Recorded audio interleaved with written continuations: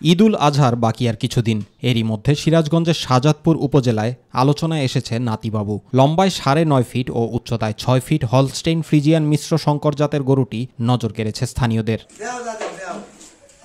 4 বছর আগে শখের বশে গরুটি কেনেন শাহজাদপুর উপজেলার ঘোরশাল নতুনপাড়া গ্রামের ঠান্ডু প্রামাণিক। গরুটির বর্তমান গড় ওজন 43 মন।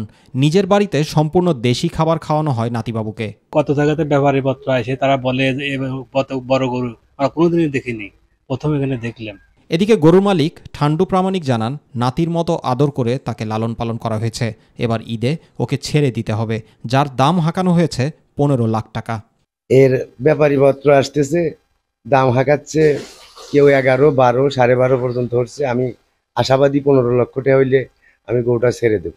বড় আকারের গরু পালনকারীদের পাশে থেকে সার্বিক সহযোগিতা করছে বলে জানান শাহজাদপুর উপজেলা প্রাণী সম্পদ বিভাগ।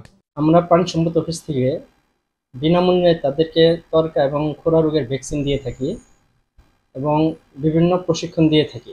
স্থানীয়দের দাবি, এটাই এই অঞ্চলের সবচেয়ে বড় গরু। তাই বিশাল আকৃতির গরুটিকে দেখতে প্রতিদিনই ভিড় জমাচ্ছেন উৎসুক জনতা। জুবার রহমান, মাই টিভি নিউজ।